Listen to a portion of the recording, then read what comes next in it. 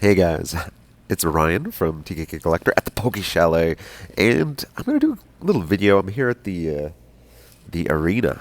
Kai's in there playing basketball. I'm here. Why not do a video, right?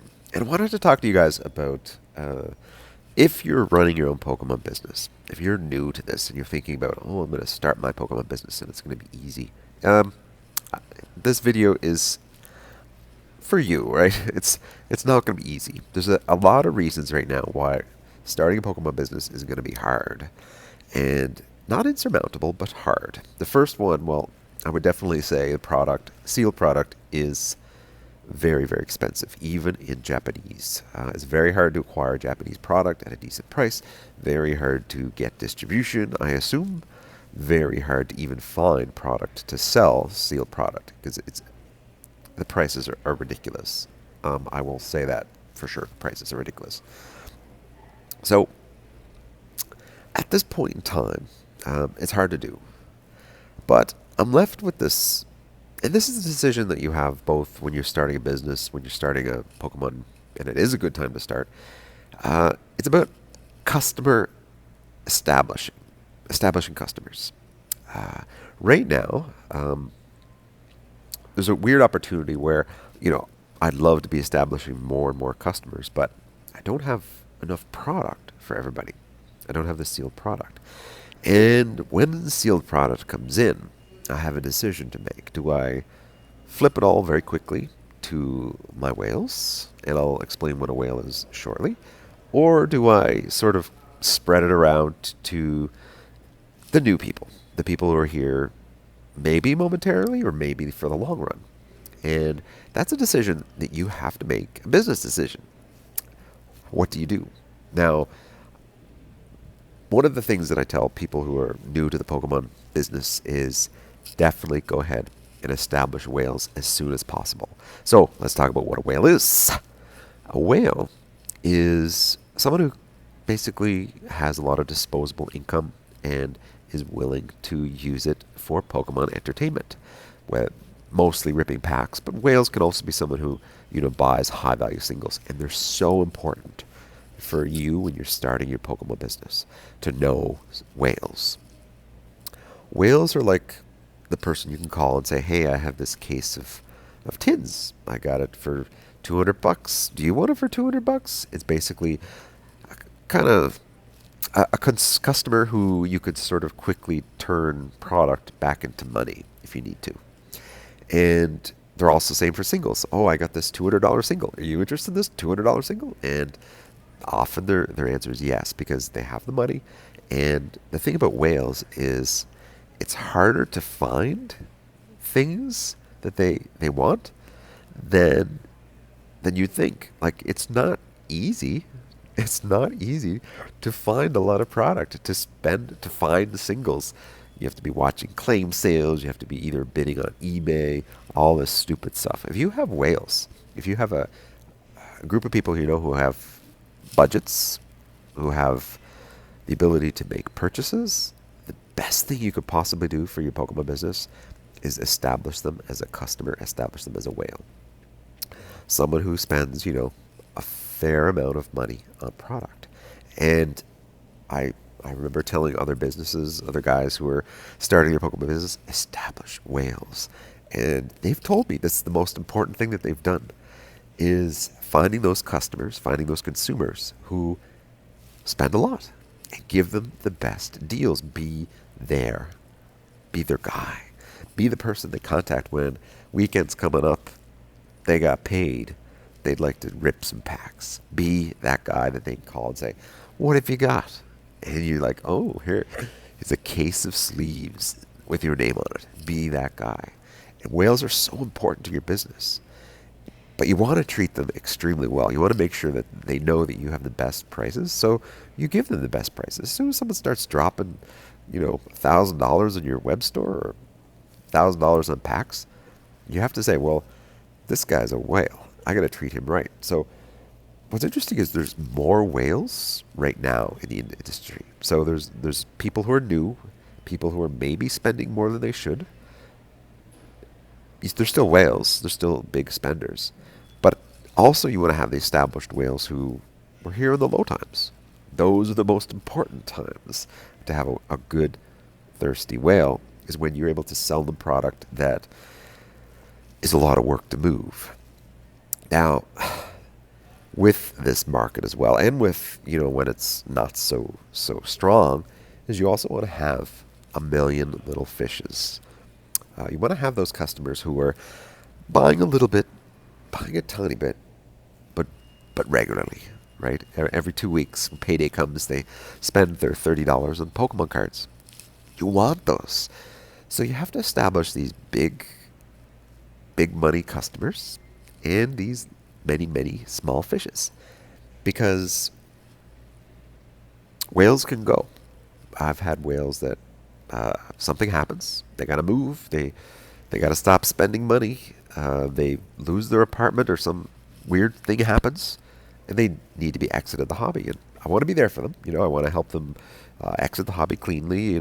Get all the money back out of the cards that they have, or whatever. I want to be their guy, both to sell them the product, the inventory, and buy their inventory if they need to exit. I want to be their guy. But whales, when a whale goes, like if you only had 2 whales and you lose one, it's going to hurt your business. You want to have, obviously a lot. It'd be great. The more whales, the merrier. But you also want to have this other type of customer. The other type of customer has, regular spending habits, but they're just nibbling away, right? Small amounts. They're more work. It's more work to serve a lot of customers with, even small value singles. It's great.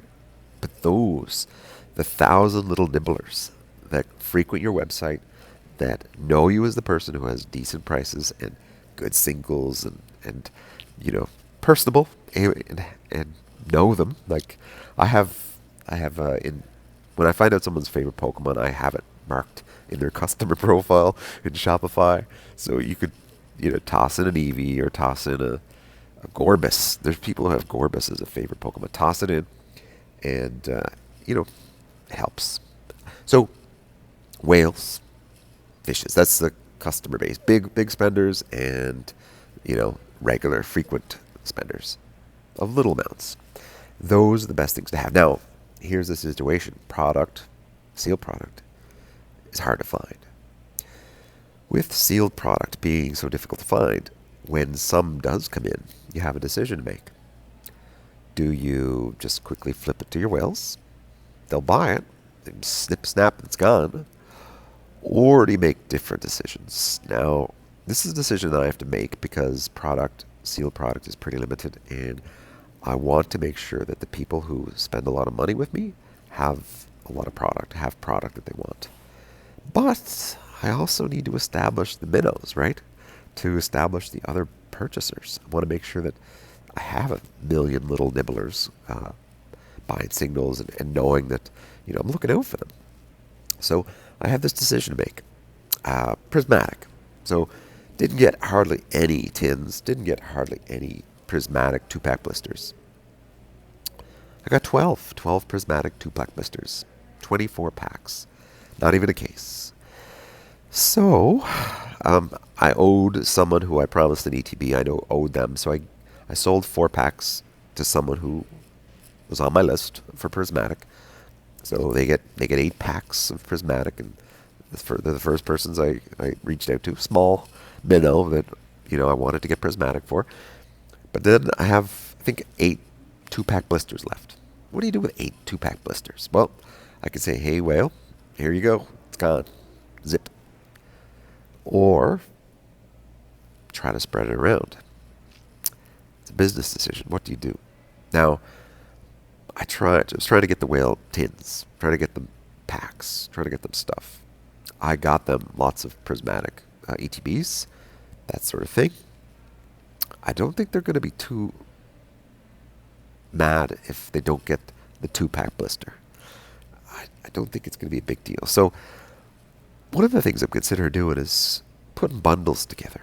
Putting little bundles, smaller bundles, maybe, 8 packs of Paradox or 4 packs of Obsidian, 4 packs of Paradox, which they're kind of expensive now, right? But putting little bundles together and adding the 2-pack prismatic.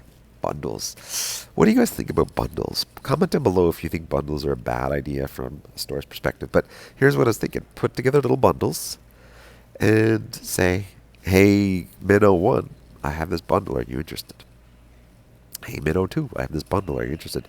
And just sort of work through, people.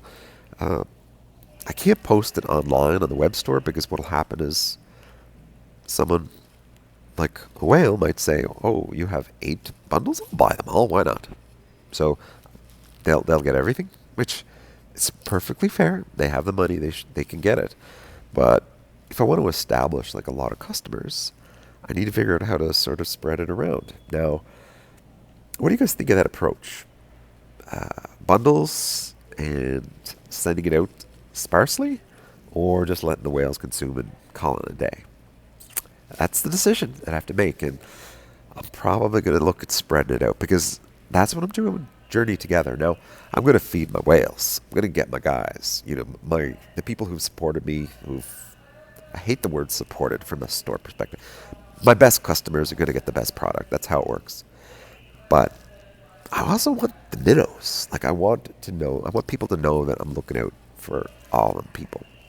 So, Journey Together, doing the same thing. I got a customer list. I know the people who are getting a lot, but I'm taking names and I'm going to spread out product. And if I get someone 5 booster bundles, they'll be happy. They got Journey Together. Who knows how much Journey Together will it be? Maybe there'll be tons. Maybe there won't be. Hopefully there'll be tons of Team Rocket. Holy crap. But that's what you got to do. So if you're running a Pokemon business, whales are hugely important. But the minnows, you want to have a way to establish more and more people knowing you, knowing your store, knowing that you're looking out for them. And when I say looking out for them, basically being their guy, being the person who has product for them. Because at some point, everyone's going to have the same product again. There's going to be lots of it. Everyone's going to have the same prices. Everyone's going to have it. And in a year, they're going to have a decision to make. Well, I can go to Poke Chalet, who helped me when I couldn't find product. Or I can go to, Joe's TCG, who just started a business with the same prices, maybe 25 cents less. Go to that guy. So people have a decision to make. Do they go with the guy the store that sort of helped, was their store during the hard times? Or do they go for the cheapest? Now, a lot of people will go for the cheapest. I'm sorry, but I've known great customers who, as soon as the price went down somewhere else, they're over there. It happens too. It's part of the market, and it's perfectly fine. But you gotta establish those people. There are people who do have a huge amount of loyalty, especially in Pokemon, and you gotta establish them too. So, I hope you guys enjoyed this video. Let me know what you think about the whales, about the concept of going after the minnows as well. Good decision, bad decision? What do you guys think?